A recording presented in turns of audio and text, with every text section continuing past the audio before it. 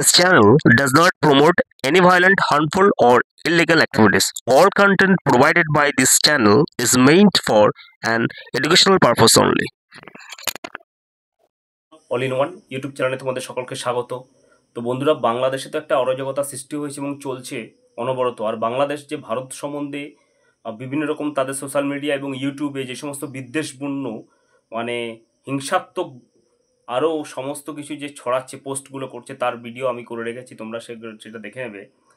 এবং বর্তমানে যে ওখানে সংখ্যালঘু সম্প্রদায়ের উপর যেসব অত্যাচার চলছে সেটা যেন আরও দিনের দিন বেড়ে চলেছে। বিশেষ করে যে সমস্ত সংখ্যালঘু আমাদের সনাতনী ভাই বোনরা রয়েছে ও খ্রিশ্চানস, বৌদ্ধ, জৈন এই সমস্ত যারা ভাই বোনরা রয়েছে তাদের উপর অকথ্য অত্যাচার চলছে।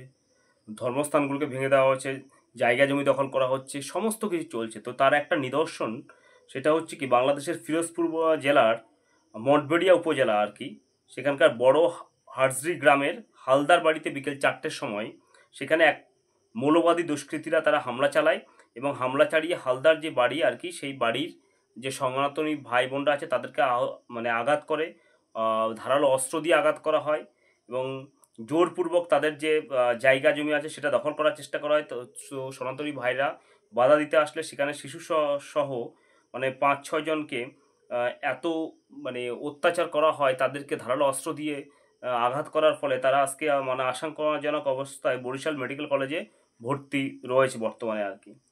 তো যাই হোক, তাদের এই ফটোটা দেখতে পাচ্ছ, তাদের উপরে কীভাবে নৃশংসভাবে অত্যাচার করা হয়েছে বন্ধুরা, তোমরা সেই ফটোগুলো দেখতে পাচ্ছ।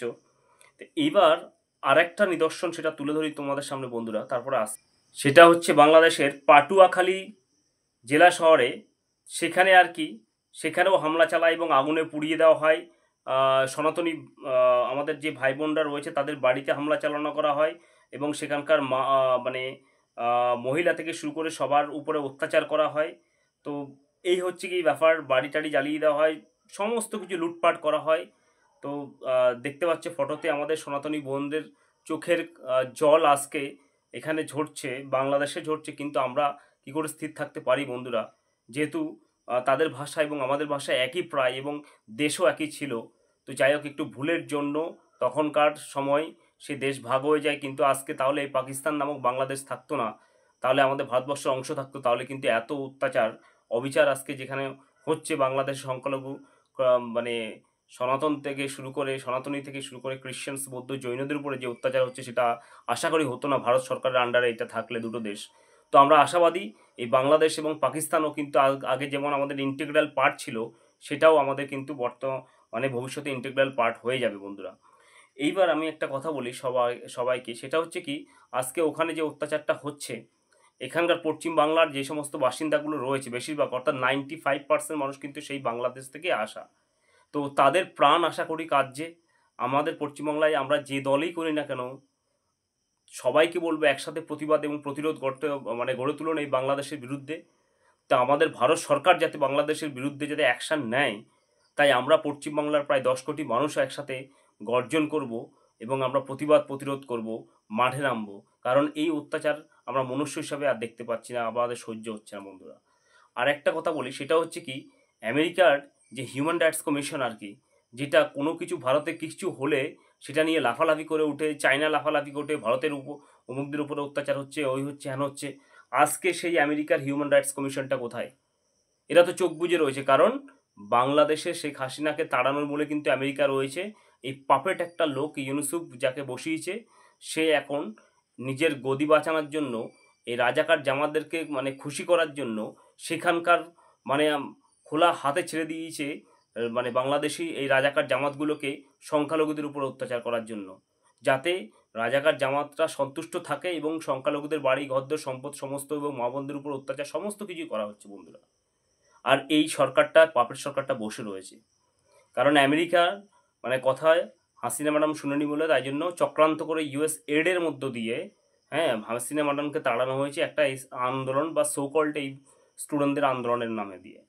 তো বন্ধুরা, আশা করছি আমাদের ভারত সরকার এই বাংলাদেশের সঙ্গে সমস্ত রকম কমিউনিকেশন বন্ধ করবে, কারণ বাংলাদেশ যে সমস্ত ধরনের অ্যান্টি ইন্ডিয়ান পোস্ট করছে এবং বাংলাদেশে এখন টোটালি পুরো পাকিস্তানের আইএসআই থেকে শুরু করে এবং ওই দিকে হচ্ছে যে হামাস যে টেরোরিস্ট গোষ্ঠী রয়েছে, এরা বাংলাদেশে ঢুকে রয়েছে এবং বাংলাদেশ কিন্তু চক্রান্ত করছে আমাদের ভারতবর্ষের সঙ্গে মানে একটা দ্বন্দ্ব সৃষ্টি করার জন্য, এবং প্রক্সি ওয়ার্ডস বা শ্যাডো ওয়ার্ড যাকে বলা হয় সেটা কিন্তু লাগিয়ে দিচ্ছে এই পাকিস্তানি বন্ধুরা।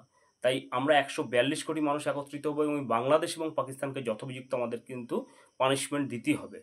এবং আমরা সবাই হোপফুল, আশাবাদী যে বাংলাদেশ আমাদের ইন্টেগ্রাল পার্ট ছিল, পাকিস্তান আমাদের ইন্টেগ্রাল পার্ট ছিল, সেইটা কিন্তু আমাদের যে আগের যে অংশ সেটা কিন্তু আমাদেরকে আমাদের ভারতবর্ষের সঙ্গে অ্যাড করতে হবে, কারণ এইটা আমাদের অংশ ছিল।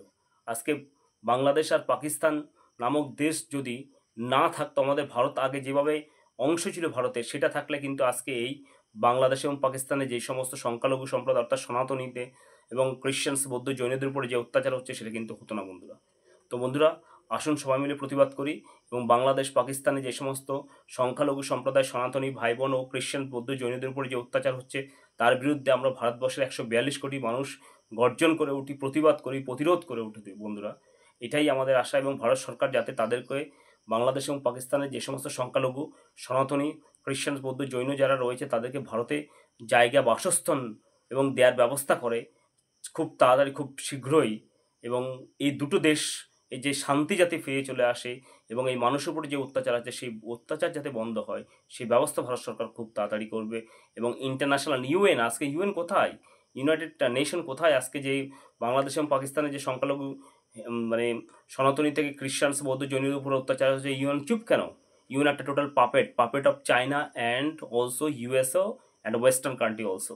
তো সুতরাং এই ইউএনকে কোনো বিশ্বাস করার প্রয়োজন নেই, ইউএনকে আমরাও মানব না, মানার কোনো প্রয়োজনই নেই। ইউএন ভারতের জন্য কিছু করবে না, উপরন্তু ভারতের পিছনে লাগবে, যে দেশগুলো উঠতে চাইছে তাকে ধ্বংস করা হচ্ছে ইউএনের কাজ, তাছাড়া আর কিছু না। তো বন্ধুরা, আজকে ভিডিওটা একটুখানি ভালো লাগলে লাইক এবং সাবস্ক্রাইব করবে। ধন্যবাদ।